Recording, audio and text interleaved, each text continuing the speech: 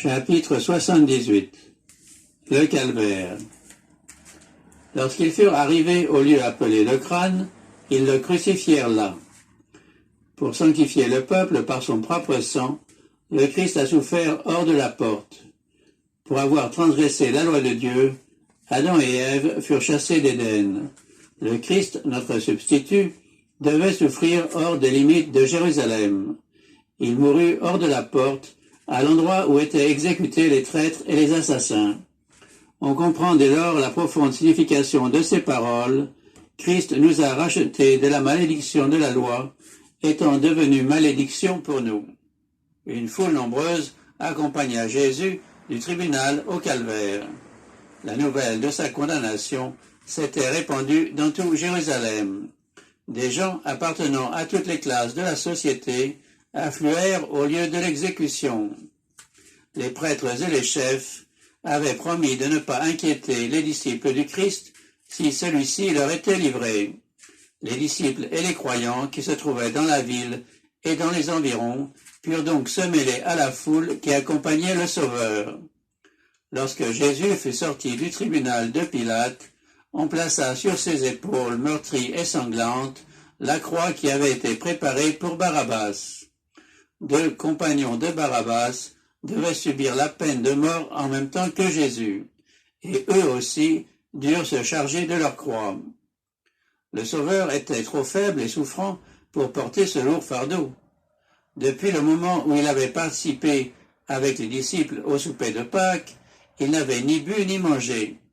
Pendant son agonie au jardin de Gethsémane, Jésus avait lutté contre les instruments de Satan, puis subi les angoisses de la trahison, et vu les disciples l'abandonner et s'enfuir. On l'avait conduit à Anne, puis à Caïphe, ensuite à Pilate. Pilate l'avait envoyé à Hérode, Hérode l'avait renvoyé à Pilate. Les injures avaient succédé aux injures, les moqueries aux moqueries. Par 2 fois, le Christ avait subi le supplice de la flagellation.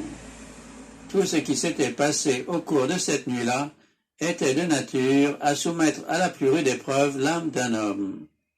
Lui, pourtant, n'avait pas défailli. Il n'avait pas prononcé un seul mot qui ne fût à la gloire de Dieu. Pendant tout ce procès, qui n'avait été qu'une farce ridicule, il s'était conduit avec fermeté et dignité. Mais lorsque la croix fut posée sur lui, après la seconde flagellation, la nature humaine ne pouvait pas en supporter davantage. Jésus tomba sans connaissance sous le fait.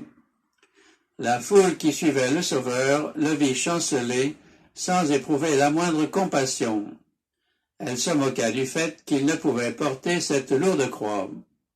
Cependant, on lui imposa de nouveau le fardeau, et de nouveau il tomba évanoui sur le sol.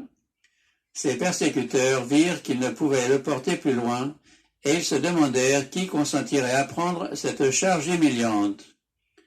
Les Juifs ne pouvaient le faire, de crainte de contracter une souillure qui les empêcherait d'observer la Pâque. Personne, même parmi la populace, ne voulait s'abaisser à porter la croix.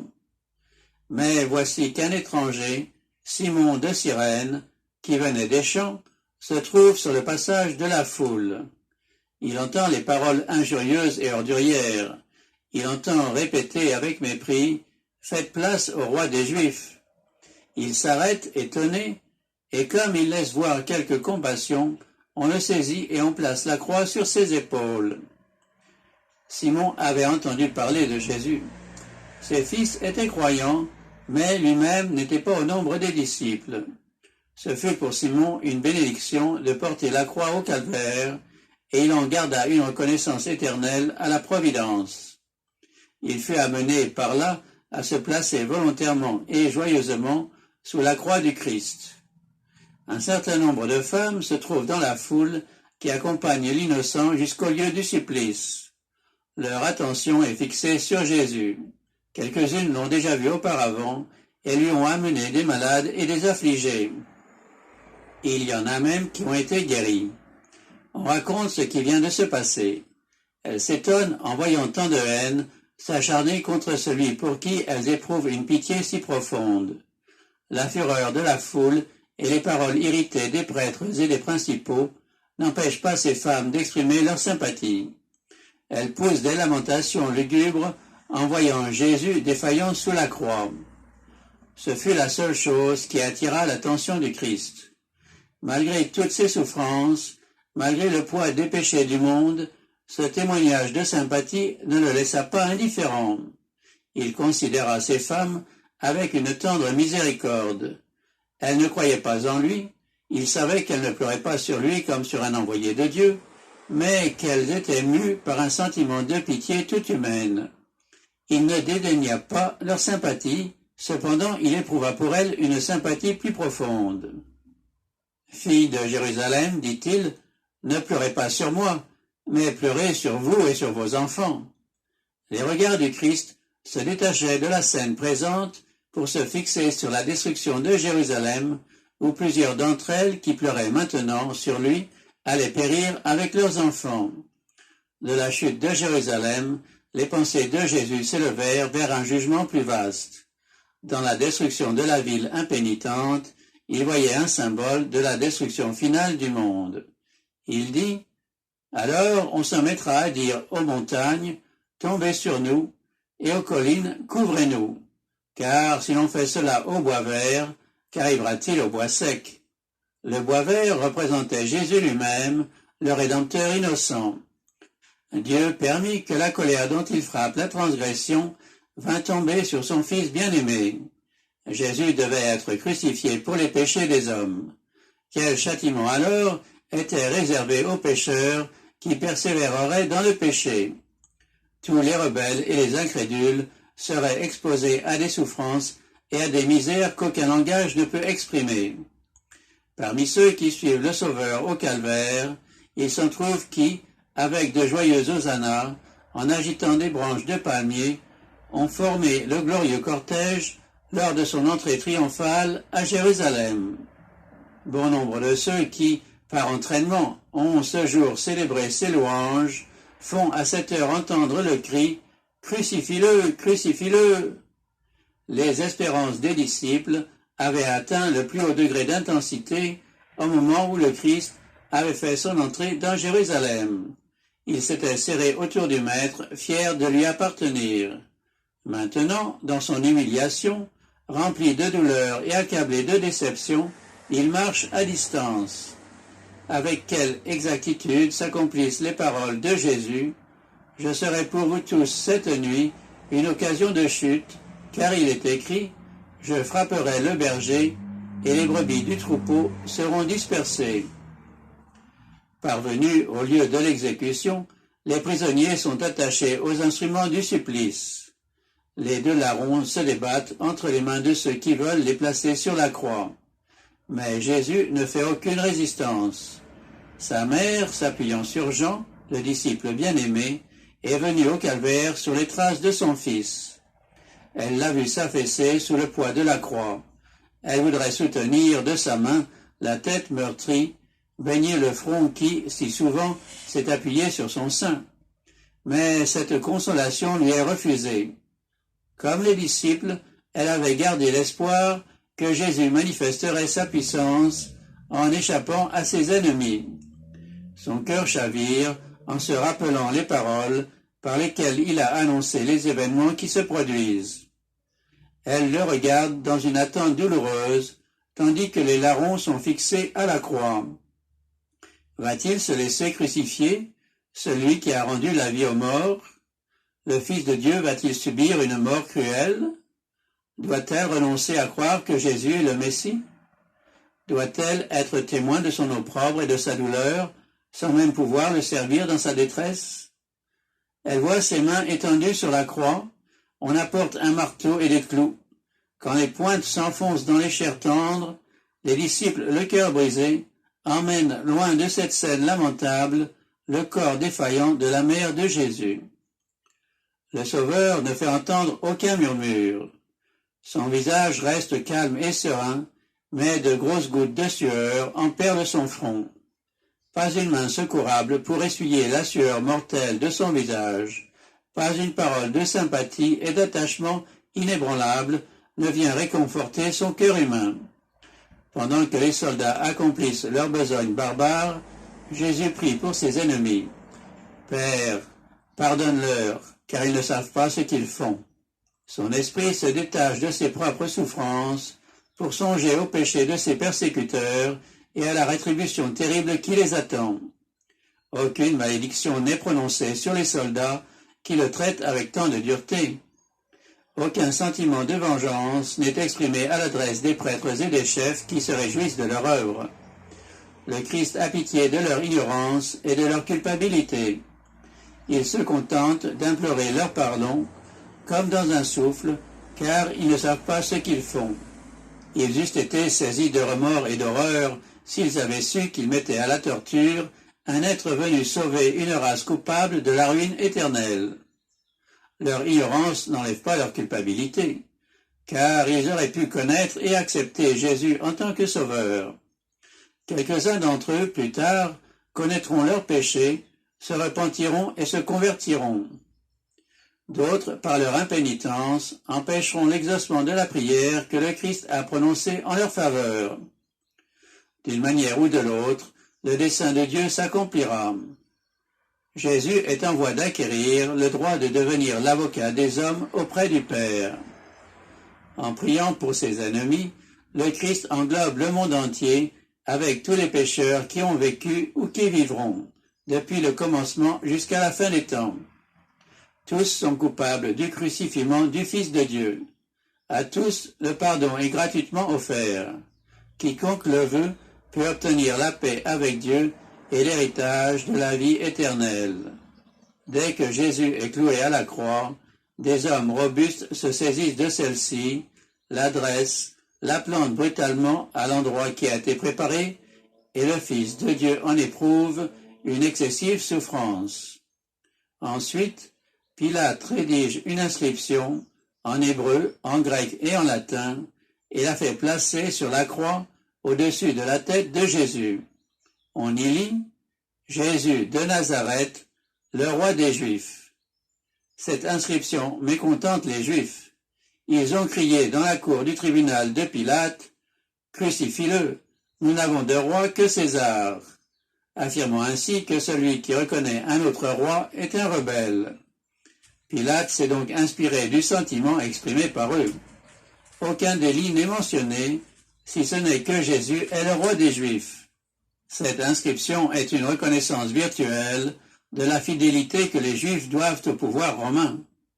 Elle donne à entendre qu'ils jugent digne de la peine de mort quiconque prend le titre de roi d'Israël. Les prêtres se sont dupés eux-mêmes. Alors qu'ils tramaient la mort du Christ, Caïphe avait déclaré qu'il était convenable qu'un homme mourût pour sauver la nation. Maintenant, leur hypocrisie est dévoilée. Pour supprimer le Christ, ils se montrent prêts à sacrifier même leur existence nationale.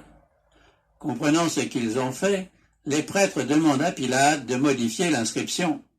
N'écrit pas « le roi des Juifs », mais il a dit « je suis le roi des Juifs ».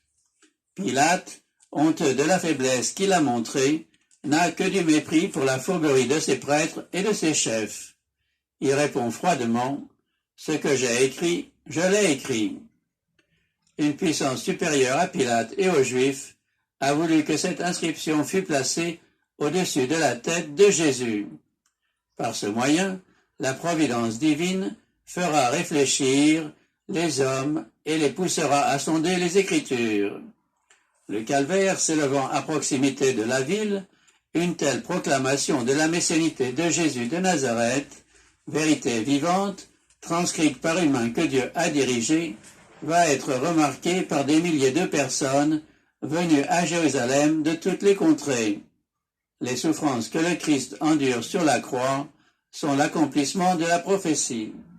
Plusieurs siècles avant la crucifixion, le Sauveur avait prédit le traitement qui lui était réservé. Il avait dit « Des chiens m'ont environné, une bande de malfaiteurs m'a entouré, ils ont percé mes mains et mes pieds. Je pourrais compter tous mes os. Mes ennemis me regardent et m'observent. Ils partagent entre eux mes vêtements et ils tirent au sort ma robe. » La prédiction relative au partage de ces vêtements s'accomplit sans l'intervention des amis ou des ennemis du crucifié. Ses vêtements sont distribués aux soldats qui l'ont cloué à la croix. Le Christ entend se disputer les hommes qui font le partage. Comme sa robe est sans couture, tout entière d'un seul tissu, ils se disent les uns aux autres, ne la déchirons pas, mais que le sort désigne celui à qui elle sera. Le Sauveur avait dit dans une autre prophétie, « Les outrages m'ont brisé le cœur et je suis anéanti. J'attendais un ami qui eut pitié de moi, mais en vain, des consolateurs, mais je n'en ai pas trouvé. Mes adversaires mettaient du fiel dans ma nourriture, et pour apaiser ma soif, ils m'abreuvent de vinaigre. » On permettait de donner à ceux qui devaient endurer le supplice de la croix un breuvage narcotique destiné à endormir les sens. On en offre à Jésus, mais dès qu'il y a goûté, il refuse cette boisson. Il ne veut rien prendre qui puisse obscurcir son intelligence. Sa foi en Dieu doit rester ferme, c'est sa seule force. En affaiblissant ses sens, il donnerait un avantage à Satan. Les ennemis de Jésus exhalent leur fureur sur celui qui est suspendu à la croix. Prêtres, principaux et scribes se joignent à la foule pour insulter le Sauveur mourant. À l'occasion du baptême et de la transfiguration, Dieu avait proclamé que le Christ était son Fils. Une fois encore, peu de temps avant la trahison, le Père avait rendu témoignage à sa divinité. Mais à présent, la voix céleste reste silencieuse. Aucun témoignage ne se fait entendre en faveur du Christ. Il est abandonné au mauvais traitement et aux moqueries des méchants. « Si tu es le Fils de Dieu, disait-il, descends de la croix. Qu'il se sauve lui-même s'il est le Christ élu de Dieu. » Au désert de la tentation, Satan avait dit à Jésus, « Si tu es le Fils de Dieu, ordonne que ces pierres deviennent des pains. Si tu es le Fils de Dieu, jette-toi en bas, du haut du faîte du temple. » Satan et ses anges se tiennent sous forme humaine près de la croix. L'armée des rebelles offre sa collaboration aux prêtres et aux principaux. Les docteurs ont poussé la foule ignorante à prononcer un jugement contre celui que plusieurs n'ont jamais vu auparavant. Mus par une frénésie satanique, prêtres, principaux, pharisiens se sont coalisés avec la racaille endurcie. Les chefs religieux s'unissent à Satan et à ses anges et obéissent à leurs ordres. Au milieu de ses souffrances et de son agonie, Jésus entend chacune des paroles des prêtres. Il a sauvé les autres, il ne peut se sauver lui-même. Il est roi d'Israël. Qu'il descende de la croix et nous croirons en lui. Le Christ pourrait descendre de la croix, mais c'est précisément parce qu'il a refusé de se sauver lui-même que le pécheur peut obtenir pardon et grâce auprès de Dieu.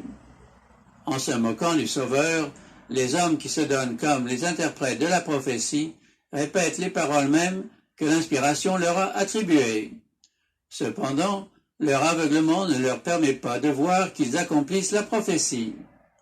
Ceux qui disent sur un ton de raillerie, il s'est confié en Dieu, que Dieu le délivre maintenant s'il l'aime, car il a dit « Je suis le Fils de Dieu », sont loin de penser que leur témoignage se répercutera à travers les siècles. Ces paroles, bien que prononcées avec ironie, pousseront les hommes à sonder les Écritures comme ils ne l'ont jamais fait. Ceux qui sont sages entendront, chercheront, réfléchiront et prieront. Quelques-uns ne se donneront aucun repos jusqu'à ce que, ayant comparé un passage à un autre, ils découvrent la signification de la mission du Christ. Jésus n'a jamais eu une aussi grande célébrité qu'au moment où il se trouve cloué sur la croix. La lumière de la vérité resplendit dans le cœur de plusieurs de ceux qui assistent à la crucifixion et qui entendent les paroles du Christ. Un rayon de consolation vient ranimer Jésus agonisant. C'est la prière du larron repentant. Les deux hommes qui ont été crucifiés avec Jésus ont commencé par le railler. À mesure que ses souffrances augmentent, l'un d'entre eux devient toujours plus agressif et plus méprisant. Il n'en est pas de même de son compagnon. Cet homme n'est pas un criminel endurci. entraîné par de mauvaises compagnies, il est moins coupable que bon nombre de ceux qui se tiennent sous la croix, outrageant le Sauveur. Il a vu et écouté Jésus et a été gagné par ses enseignements. Il s'est pourtant détourné de lui sous l'influence des prêtres et des chefs. Pour étouffer ses convictions, il s'est plongé de plus en plus profondément dans le péché jusqu'à ce qu'il soit arrêté, jugé comme un criminel et condamné à mourir sur la croix. Il s'est trouvé près de Jésus dans la salle du tribunal et sur la route du Calvaire. Il était là lorsque Pilate déclara « Je ne trouve aucun motif contre lui ». Il a remarqué l'attitude divine du Sauveur et sa longue patience à l'égard de ses tortionnaires. Du haut de la croix, il voit ceux qui font profession de piété hocher la tête, claquer la langue avec mépris, tourner en dérision le Seigneur Jésus. Il entend son compagnon adresser au Christ cette parole de reproche. « N'es-tu pas le Christ? Sauve-toi toi-même et sauve-nous. » Parmi les passants, plusieurs prennent la défense de Jésus, répétant ses paroles et racontant ses œuvres. Le brigand a la conviction qu'il se trouve en présence du Christ. Se tournant vers son compagnon coupable, il lui dit « Ne crains-tu pas Dieu, toi qui subis la même condamnation ?» Les malfaiteurs mourants n'ont plus rien à craindre des hommes, mais l'un d'eux est persuadé qu'il y a un Dieu à craindre et un avenir redoutable. Sa vie toute souillée de péché arrive à son terme. Pour nous, gémit-il, c'est justice, car nous recevons ce qu'ont mérité nos actes, mais celui-ci n'a rien fait de mal. Plus de doute, plus de reproches. Condamné à cause de son crime, le brigand était tombé dans le désespoir. Maintenant, de nouvelles pensées naissent dans son cœur attendri. Il se rappelle tout ce qu'il connaît de Jésus, comment il a guéri les malades et pardonné les péchés. Il a entendu les paroles de ceux qui croient en Jésus et qui le suivent en pleurant. Il a aperçu et déchiffré l'inscription placée sur la tête du Sauveur. Les passants la lisent, les uns d'une voix tremblante et douloureuse, d'autres avec des railleries. Le Saint-Esprit éclaire son esprit et, peu à peu, la chaîne d'épreuves se complète à ses yeux. En ce Jésus, meurtri, attaché à la croix, objet des moqueries, il reconnaît l'agneau de Dieu qui ôte le péché du monde. D'une voix qui exprime à la fois l'espoir et l'angoisse, ce moribond réduit à l'impuissance se recommande au Sauveur mourant. « Jésus, souviens-toi de moi quand tu viendras dans ton règne. » La réponse ne se fait pas attendre, réponse pleine d'amour, de compassion et de puissance. « En vérité, je te le dis aujourd'hui, tu seras avec moi dans le paradis. » Pendant les longues heures d'agonie, les oreilles de Jésus ont été frappées par les injures, les quolibets, les imprécations. Son cœur anxieux attendait quelque expression de foi venant des disciples, mais il n'a entendu que ces tristes paroles. Nous espérions que ce serait lui qui délivrerait Israël. Quelle joie pour le Sauveur d'entendre le malfaiteur mourant manifester sa foi et son amour. Alors que les chefs de la nation juive le renient et que les disciples eux-mêmes doutent de sa divinité, ce pauvre larron, sur le seuil de l'éternité, reconnaît Jésus comme son Seigneur. Plusieurs ont été disposés à le reconnaître comme leur Seigneur alors qu'il opérait des miracles ou quand il fut sorti victorieux du tombeau. Seul le coupable sauvé à la 11e heure le reconnaît pendant qu'il agonise sur la croix. Les paroles de cet homme repentant attirèrent l'attention des curieux. Ceux qui se sont querellés au pied de la croix au sujet du partage des vêtements du Christ et qui ont jeté le sort sur sa robe s'arrêtent silencieux pour écouter. Retenant leur souffle, ils regardent le Christ, attendant la réponse qui va sortir des lèvres du mourant. Le sombre nuage qui paraît envelopper la croix est déchiré par un brillant rayon de lumière quand Jésus adresse au larron ses paroles de promesse. Le malfaiteur repentant, se sentant accepté de Dieu, éprouve une paix parfaite. Le Christ est glorifié au sein de son humiliation. Il est vainqueur, celui qui aux yeux de tous a paru vaincu. Il est reconnu comme portant le péché du monde. Les hommes peuvent maltraiter son corps, enfoncer la couronne d'épines dans ses tempes saintes, le dépouiller de ses vêtements et se les disputer, ils ne peuvent pas lui enlever le pouvoir de pardonner les péchés. En mourant, Jésus rend témoignage à sa propre divinité et à la gloire de son Père. Son oreille ne s'est pas appesantie pour ne point entendre, et son bras ne s'est point raccourci pour ne plus pouvoir sauver. Il exerce le droit royal de sauver parfaitement tous ceux qui s'approchent de Dieu par lui. En vérité, je te le dis aujourd'hui, tu seras avec moi dans le paradis. Le Christ n'a pas promis au larron qu'il serait avec lui dans le paradis ce jour-là, car lui-même n'y est pas allé. Il a dormi dans la tombe, et il dira au matin de la résurrection, « Je ne suis pas encore monté vers mon Père ». Mais la promesse est donnée au jour de la crucifixion, jour de défaite apparente et de ténèbres. Aujourd'hui, au moment où il meurt sur la croix, comme un malfaiteur, le Christ donne cette assurance aux pauvres pécheurs, « Tu seras avec moi dans le paradis ». Les malfaiteurs crucifiés avec Jésus avaient été placés, un de chaque côté et Jésus au milieu. Ceci avait été fait à l'instigation des prêtres et des principaux. On voulait, en plaçant le Christ entre les deux bandits, montrer qu'il était le plus grand criminel des trois. Ainsi se trouva à vérifier ce passage de l'Écriture, il a été mis au nombre des malfaiteurs. Mais les prêtres ne comprirent pas toute la signification de leur acte. De même que Jésus, crucifié avec deux malfaiteurs, fut placé au milieu, ainsi sa croix a été dressée au milieu d'un monde gisant dans le péché. Les paroles adressées aux malfaiteurs repentants ont fait jaillir une lumière qui resplendira jusqu'aux extrémités de la terre. Les anges considéraient avec étonnement l'amour infini de Jésus qui, endurant les souffrances les plus intenses dans son esprit et dans son corps, ne pensait qu'aux autres et exhortait à la fois l'âme repentante. Dans son humiliation, il avait adressé des paroles prophétiques aux filles de Jérusalem. Il avait exercé ses fonctions sacerdotales en intercédant auprès du Père en faveur de ses meurtriers.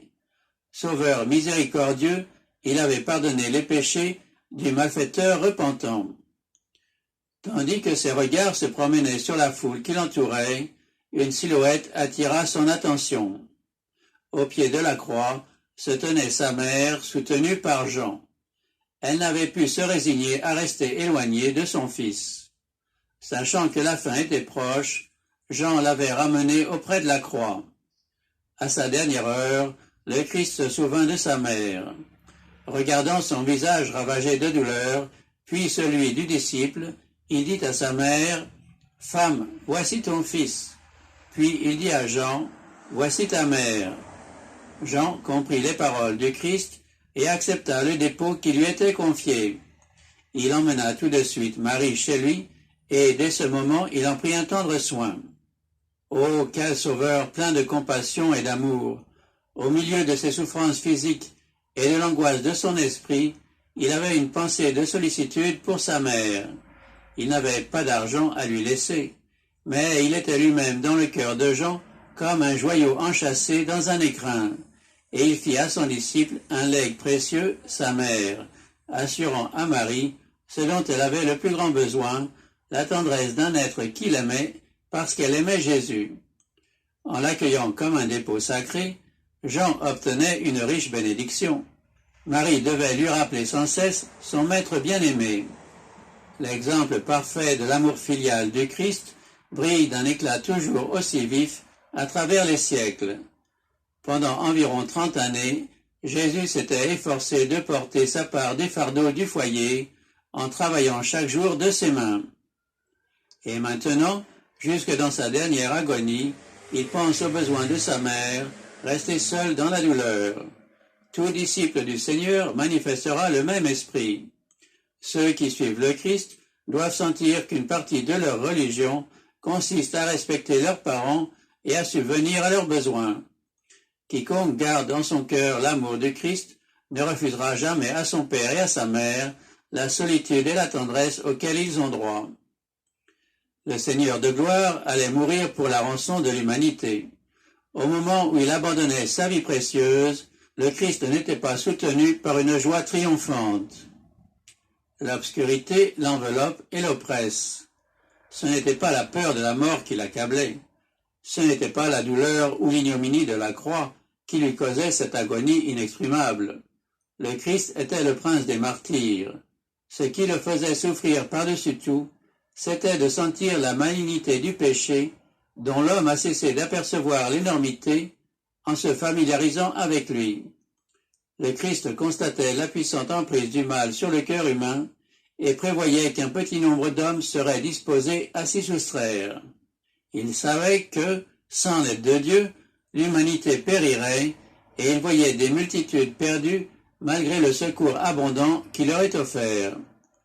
Le Christ s'est substitué à nous, il a porté l'iniquité de tous. Il a été mis au nombre des transgresseurs, afin de pouvoir nous racheter de la condamnation de la loi. La culpabilité de tous les descendants d'Adam pesait sur son cœur. L'effroyable manifestation de la colère que Dieu éprouve contre le péché remplissait de consternation l'âme de Jésus. Pendant toute sa vie, le Christ n'avait pas cessé de publier à un monde perdu la bonne nouvelle de la grâce du Père et de l'amour qui pardonne. Son thème constant, c'était le salut du plus grand pécheur. Maintenant, sous le poids de la culpabilité qui l'accable, il ne lui est pas donné d'apercevoir le visage miséricordieux du Père. Personne ne comprendra jamais la douleur mortelle qu'éprouva le Sauveur en cette heure d'angoisse suprême où la présence divine lui était retirée. Son agonie morale était si grande qu'il en oubliait ses tortures physiques. Satan assiégeait Jésus de ses tentations redoutables.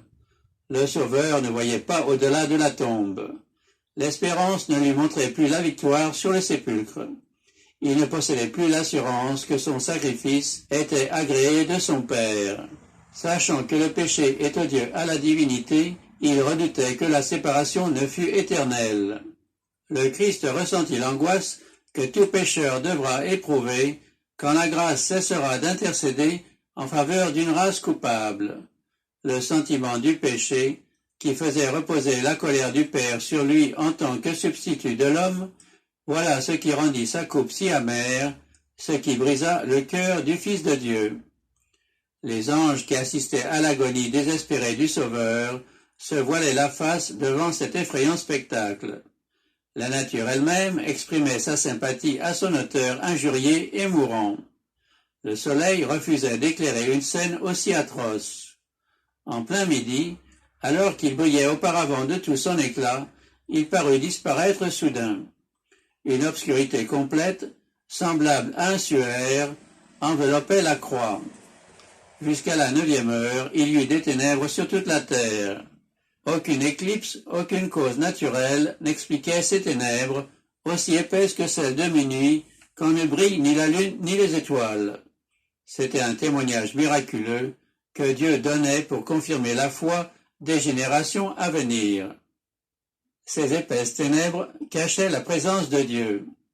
Il fait des ténèbres son pavillon, et il dérobe sa gloire aux yeux des humains. Dieu et ses saints anges se tenaient près de la croix. Le Père restait invisible près de son Fils. Sa gloire, en éclatant à travers la nuit, eût anéanti tous les spectateurs humains. À cette heure redoutable, le Christ ne devait pas être réconforté par la présence de son Père. Il devait être seul affoulé au pressoir, et personne parmi les siens ne devait se trouver avec lui. La dernière agonie humaine du Fils de Dieu fut voilée par cette brume opaque. Tous ceux qui avaient contemplé le Christ au milieu de ses souffrances avaient été convaincus de sa divinité. Son visage devait laisser un souvenir ineffaçable dans l'âme de tous ceux qui ne l'avaient aperçu qu'une fois.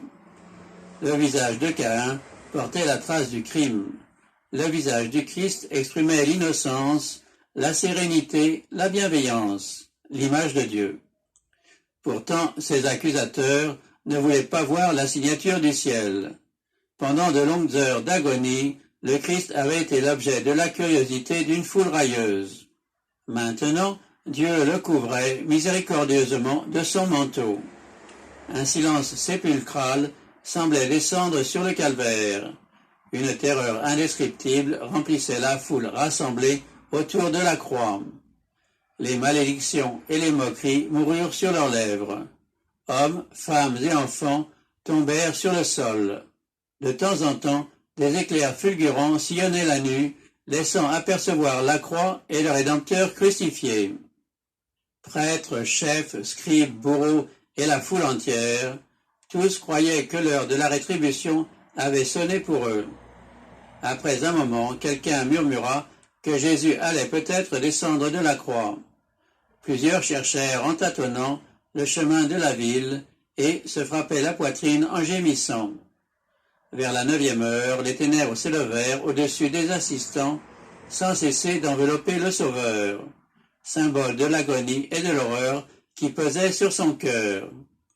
Aucun œil ne pouvait percer l'obscurité qui enveloppait la croix, et moins encore celle qui entourait l'âme souffrante du Christ.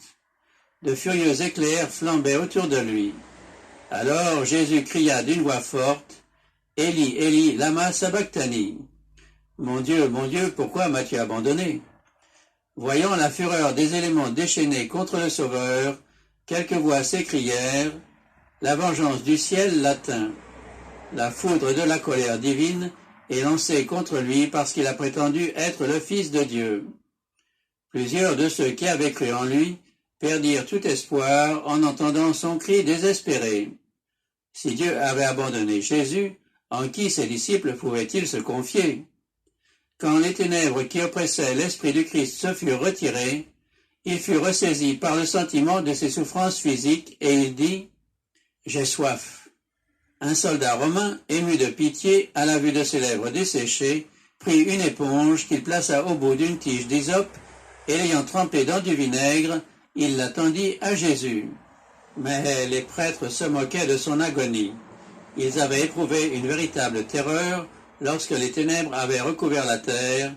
Maintenant que leur frayeur était dissipée, ils se reprenaient à craindre que Jésus ne leur échappât. Ils se méprirent sur le sens de ces paroles, « Élie, Élie, lama sabachthani » Ils dirent avec dédain, « Il appelle Élie » Et, négligeant cette dernière occasion de soulager ses souffrances, ils ajoutaient, « Laisse, voyons si Élie viendra le sauver. » Le Fils immaculé de Dieu était là, suspendu à la croix, les chairs lacérées de coups. Ses mains qui s'étaient si souvent étendues pour bénir étaient clouées au bois. Ses pieds, toujours infatigables au service de l'amour, étaient cloués eux aussi. Sa tête royale était meurtrie par une couronne d'épines. Ses lèvres tremblantes laissaient échapper un cri de douleur. Tout ce qu'il a souffert, les gouttes de sang qui ont coulé de sa tête, de ses mains, de ses pieds, l'agonie qui a secoué son corps, l'angoisse inexprimable qui a rempli son âme quand le Père lui a dérobé son visage, tout parle à chaque enfant de l'humanité. C'est pour toi que le Fils de Dieu consent à porter ce fardeau de culpabilité. Pour toi, il a dépouillé la mort et ouvert les portes du paradis. Celui qui a calmé les flots irrités et marché sur les vagues écumantes, qui faisait trembler les démons et fuir la maladie, qui ouvrait les yeux des aveugles et rendait la vie aux morts, s'offre sur la croix en sacrifice par amour pour toi. Il a porté le péché, il a subi la colère de la justice divine, pour toi il a été traité comme le péché même. Les assistants attendaient en silence la fin de cette scène redoutable. Le soleil brillait, mais la croix restait enveloppée de ténèbres. Les prêtres et les chefs regardaient dans la direction de Jérusalem. Voici qu'une nuée épaisse s'étendait sur la ville et sur les plaines de la Judée. Le soleil de justice, la lumière du monde, retirait ses rayons à la ville de Jérusalem, autrefois privilégiée. Les terribles éclairs de la colère de Dieu étaient dirigés contre la cité vouée à la ruine. Tout à coup, l'obscurité qui enveloppait la croix se dissipa, et Jésus s'écria d'une voix claire et retentissante, « Tout est accompli. Père, je remets mon esprit entre tes mains. » Une lumière enveloppa la croix, et le visage du Sauveur resplendit comme le soleil. Sa tête retomba sur sa poitrine, et il expira. Le Christ avait vidé jusqu'à la lie la coupe de la souffrance humaine. Pendant ces heures effroyables, il s'était reposé par la foi sur celui à qui il avait toujours accordé une joyeuse obéissance et dont il connaissait la justice, la miséricorde et le grand amour. Au moment où il se confia à Dieu dans une entière soumission, il cessa de se sentir privé de la faveur de son Père. Le Christ remporta la victoire par la foi. Jamais auparavant, la terre n'avait contemplé un tel spectacle. La foule paralysée, retenant son souffle, contemplait le Sauveur. Les ténèbres réapparurent, un sourd grondement de tonnerre se fit entendre, la terre trembla. Les gens furent précipités les uns sur les autres. Il y eut une scène inouïe de confusion et d'affolement. Des rochers se détachèrent des montagnes environnantes et roulèrent avec fracas dans la plaine. Des sépulcres furent ouverts, et les cadavres qu'ils renfermaient jetés au dehors. La création paraissait sur le point d'être pulvérisée. Les prêtres, les chefs, les soldats et les bourreaux, ainsi que tout le peuple, muets de terreur, restaient abattus sur le sol. Quand ce cri puissant « Tout est accompli » jaillit des lèvres du Christ, des prêtres officiaient dans le temple. C'était l'heure du sacrifice du soir. On allait immoler l'agneau représentant le Christ. Toutes les personnes présentes avaient les yeux fixés sur le prêtre, paré de ses vêtements magnifiques, si pleins de signification, et tenant le couteau à la main, comme Abraham se disposant à immoler son fils. Mais voilà que la terre oscille, car le Seigneur s'approche. Le voile intérieur du temple, comme sous l'effet d'une main invisible, se déchire avec bruit du haut en bas, et les regards de la foule pénètrent dans le lieu, autrefois rempli de la présence de Dieu. C'est là que Dieu avait manifesté sa gloire au-dessus du propitiatoire. Personne, excepté le grand prêtre, ne soulevait le voile qui séparait ce lieu du reste du temple. Lui seul y entrait une fois par an, afin de faire propitiation pour les péchés du peuple. Mais voici que le voile est déchiré en deux. Le lieu très saint du sanctuaire terrestre a perdu son caractère sacré. L'effroi et le désordre règnent partout. Le couteau s'échappe de la main inerte du prêtre qui est sur le point d'immoler la victime, et l'agneau s'enfuit. Le symbole a trouvé sa réalité dans la mort du Fils de Dieu. Le grand sacrifice est consommé. La voie qui donne accès au lieu très saint est ouverte. Un chemin nouveau et vivant est préparé pour nous. L'humanité coupable et souffrante n'a plus besoin d'attendre la venue du grand prêtre. Dès ce moment, le Sauveur devait officier dans les cieux des cieux en tant que prêtre et avocat. On eût dit qu'une voix vivante disait aux adorateurs « Tous les sacrifices et toutes les offrandes pour le péché ont pris fin. Le Fils de Dieu est venu conformément à sa parole. Voici je viens pour faire, ô Dieu, ta volonté. » Il est entré une fois pour toutes dans le sanctuaire avec son propre sang. C'est ainsi qu'il nous a obtenu une rédemption éternelle. Chapitre 3.